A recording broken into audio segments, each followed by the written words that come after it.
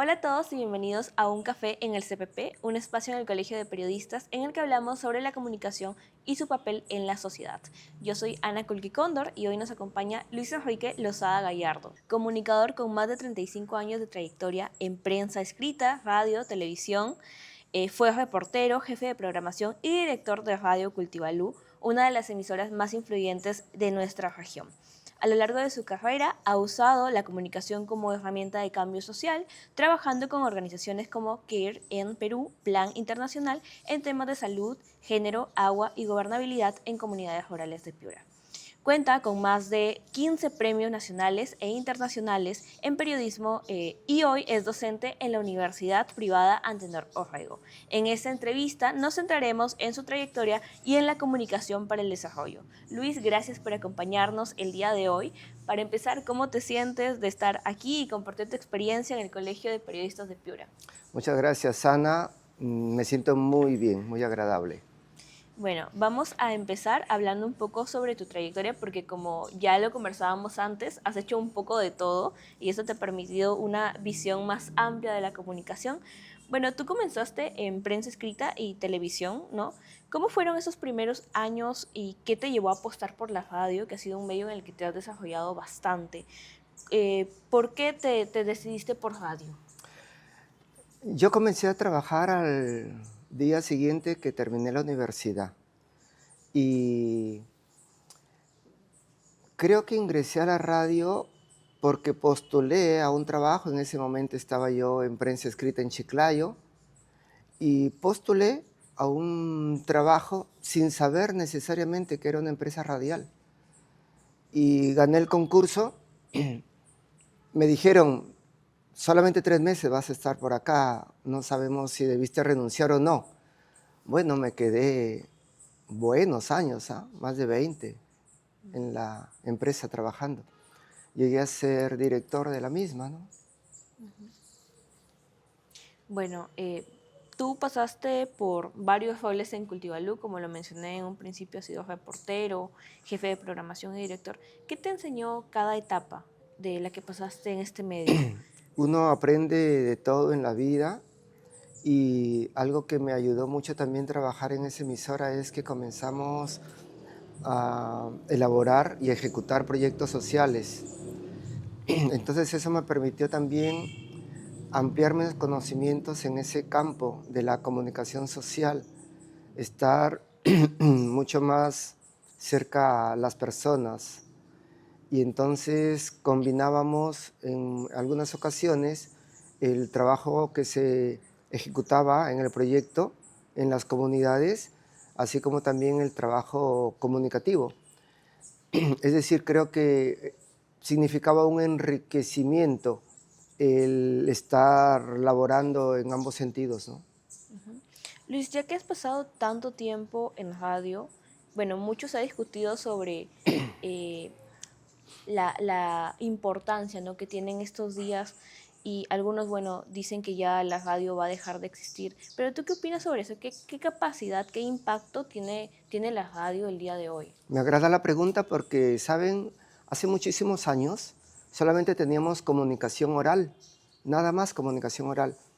Cuando se produce el cambio hacia la escritura, fue una revolución. Antes, las personas tenían que, por ejemplo, memorizar 2 horas de discurso. Cuando se origina la comunicación escrita, es un golpe. Y muchos pensaban que iba a desaparecer la comunicación, pero era imposible. Algo muy parecido sucedió cuando, por ejemplo, sale el cine que reemplaza al teatro. Decían, va a desaparecer el teatro. Y así sucesivamente hemos pasado en la historia por muchas innovaciones que pensamos que ya no sirve lo anterior.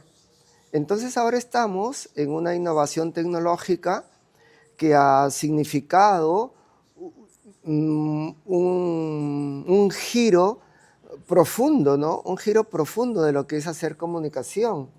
Y entonces algunos tienen temor, pero no se trata de eso. La idea es cómo a partir de la innovación tú te vales para seguir mejorando el trabajo. Miren, en 1960 resulta que salen las calculadoras. Al inicio eran muy grandes. Y recuerdo que en Estados Unidos, por ejemplo, había mucho temor por parte de los profesores matemáticos porque decían ahora los chicos van a sumar, restar, multiplicar y dividir en una máquina, ya no van a aprender entonces a realizar las 4 operaciones básicas. Y ya ve cómo la calculadora no mató eso. Entonces, estamos pasando por innovaciones. Creo que la revolución tecnológica ahora es un adelanto muy serio. Algunos investigadores dicen que durante los últimos 25 años hemos desarrollado mucho más que en toda la historia de la humanidad, tecnológicamente hablando, ¿no? Entonces ahora la idea es cómo se reconvierten las radios, cómo se reconvierte la televisión, la prensa escrita y todo lo que tenga que ver con comunicación se tiene que reconvertir. Hay nuevas formas de hacer comunicación y hay que valernos de la innovación tecnológica, por supuesto, hay que aprovecharla. Lo malo no es ella, lo bueno es cómo lo usamos para los propósitos que necesitamos proyectar. Muy bien.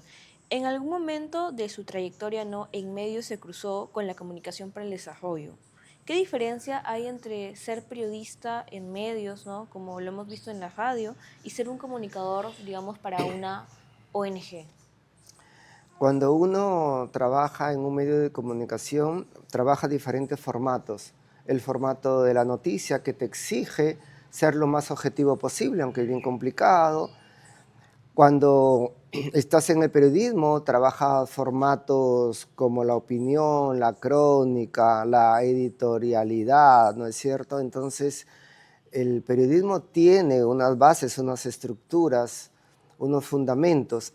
La comunicación para el desarrollo tiene otro giro. Es cómo puedes tú sacar adelante proyectos comunicándote continuamente con la gente. Fíjense que aquí hay una base importante. El periodismo también se tiene que hacer desde las personas, ¿ah? Desde la gente. Solamente que eso lo olvidamos mucho. Sin embargo, creo que las formas cambian. ¿Por qué? Porque comunicativamente hablando, en una ONG, tú trabajas para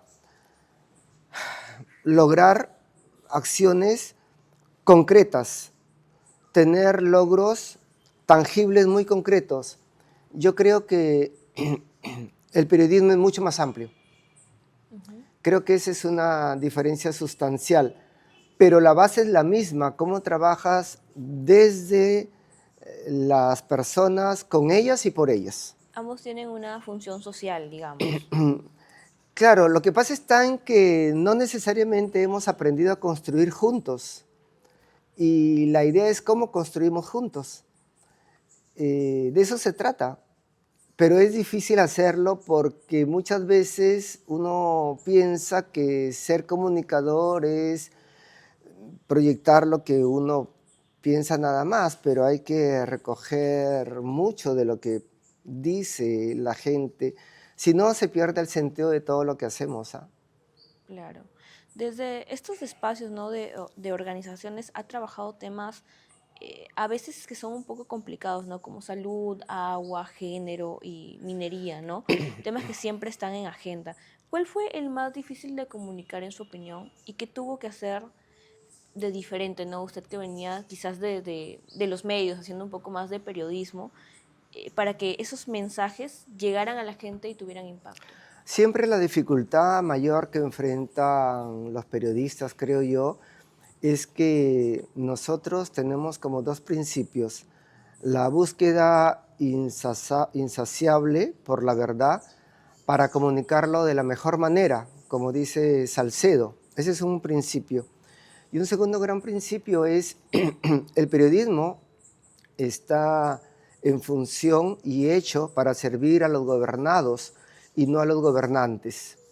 Entonces, sea cual sea el tema que uno trate, por ahí pasan, me parece, los dos grandes retos que se tienen: búsqueda insaciable por la verdad, y estamos para servir a los gobernados, no a los gobernantes.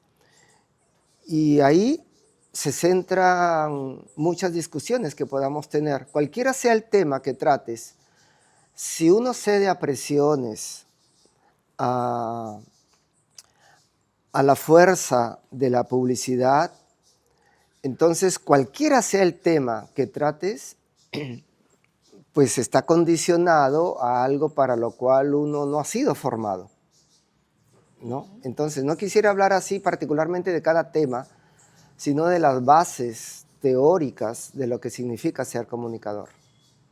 Claro. ¿Y qué significa para usted ser comunicador? Acercarse, construir con la gente. Comunicar significa construir juntos. En cambio, informar significa dar forma. Hay una diferencia sustancial entre ellos, ¿no? Entonces, comunicar no es tan sencillo, porque es construir juntos, es ponerse de acuerdo con la otra persona eh, para sacar adelante proyectos que beneficien a los colectivos, a la mayoría y, bueno, también a la minoría. Entonces, no es tan sencillo, por si acaso, el comunicar. Y bueno, el informar tampoco es tan sencillo porque tienes que pasar unos procesos de verificación, de contrastación de fuentes, de investigación. O sea, ambos trabajos son muy difíciles, pero me da la impresión que la comunicación es un poquito más complicada. Me da la impresión, ¿no? Okay. Porque te exige cada día estar construyendo juntos. Y en este mundo de mucha individualidad es, creo, más difícil ahora. Claro.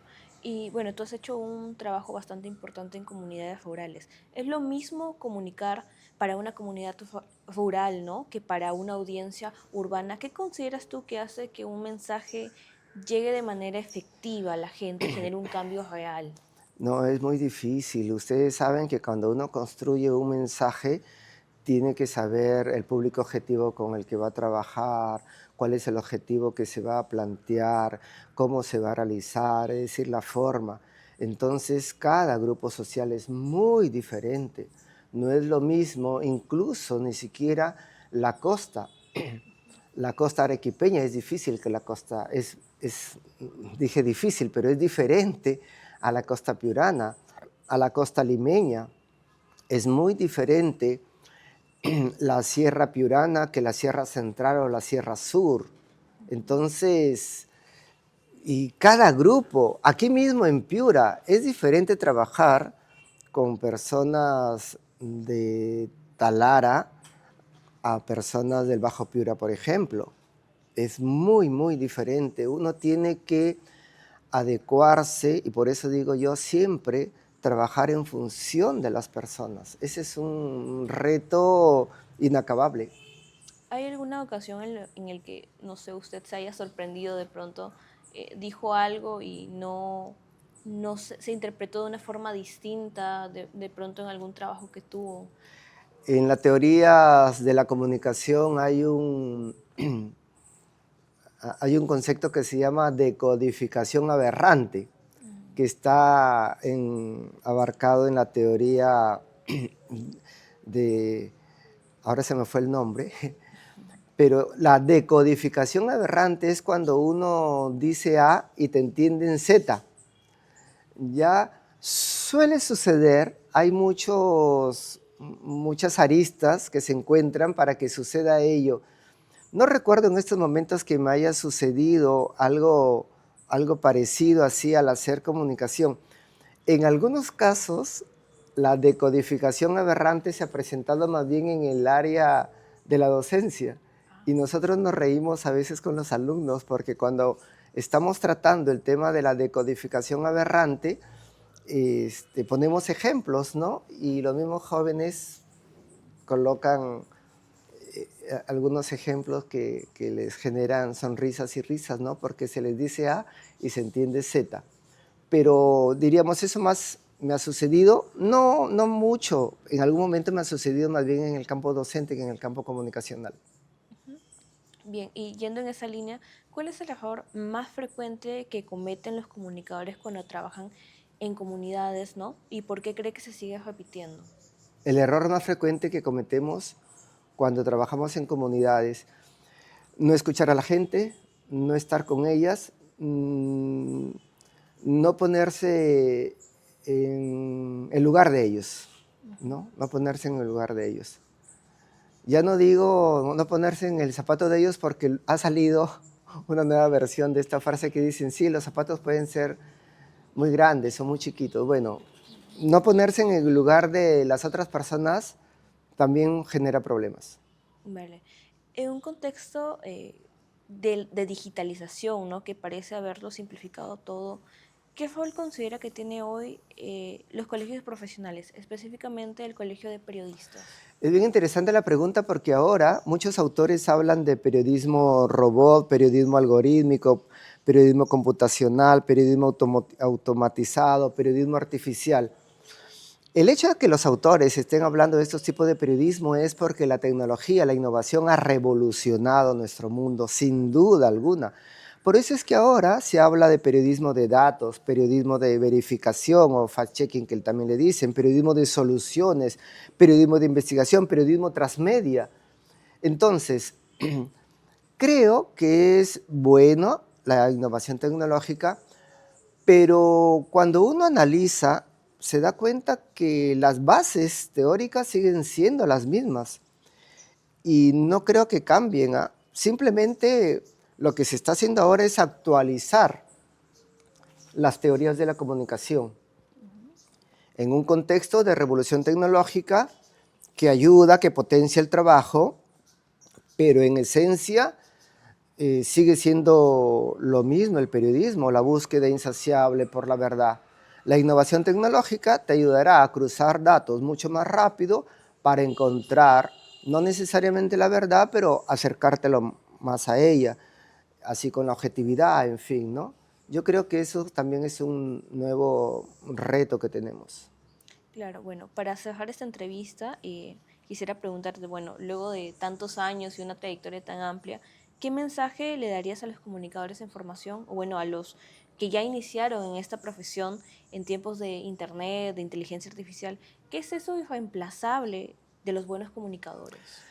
A ver, esa me parece una pregunta, o por lo menos una solicitud bien interesante, porque yo creo que muchos de los jóvenes ahora, y ya lo decía el comunicador Martín Serrano, piensan que la tecnología es la base del trabajo y no, esta es una herramienta. La tecnología te sirve para potenciar tu trabajo. Pero fíjense, Martín Serrano hace muchísimos años, cuando habla de la importancia de las teorías de la comunicación, hace una diferencia bien interesante entre los teóricos y los prácticos, por decirlo de alguna manera. Estoy parafraseando a Serrano. Y claro, él decía que puede haber mucha confusión creyendo que lo tecnológico se tiene que imponer, lo práctico se tiene que imponer. Y él decía, no, tiene que haber una base científica, tiene que haber una base teórica, porque además saben que, chicos, chicas, lo tecnológico va a cambiar. Lo que ustedes aprenden hoy de máquinas, de celulares, en un año ya no estará. Habrán nuevos programas de edición. Entonces, a ver, no quiero ser un poco discriminador, pero nosotros podemos tener institutos de fotografía, institutos para hacer buenos videos. Si la universidad te tiene que proporcionar bases teóricas para hacer el trabajo. Entonces, mi recomendación es, sí, está bien, hay que aprovechar la tecnología, la innovación es importante, pero es necesario tener siempre bases científicas para nuestro trabajo.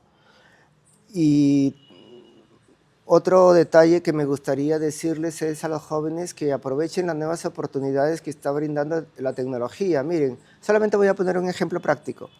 Ahora existe el periodismo de verificación.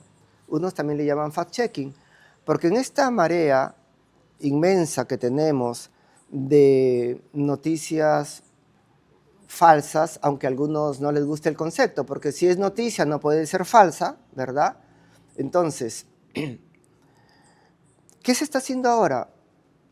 Aquí en Perú hay una red, Amayuya, ¿no? No sean mentirosos, significa en quechua, que lo que hace es verificar si es que los contenidos periodísticos que están en diferentes canales son ciertos o no. Y eso me parece bien interesante, ¿no? Ese periodismo de verificación. Si es falsa o no el contenido noticioso el contenido que se está distribuyendo. Y ahí los nuevos comunicadores tienen una oportunidad de trabajo también, porque están saliendo nuevas empresas, ¿no? Hay periodismo de soluciones, acá en Perú todavía no lo tenemos, pero seguramente, ¿no? Periodismo de datos, periodismo transmedia, entonces hay nuevas oportunidades. Así que aprovechen lo tecnológico, pero tiene que la tecnología ser usada con suficiente base teórica y científica para hacer lo mejor posible el trabajo. Nos debemos a los demás y ese es el sentido de nuestra profesión. Bueno, Luis, ha sido un honor tenerte el día de hoy con nosotros. Sé que este mensaje le llegará a todos los comunicadores de información y comunicadores que ya empezaron en esta carrera de comunicación. Bueno, nosotros nos vemos en un próximo episodio. Muchas gracias.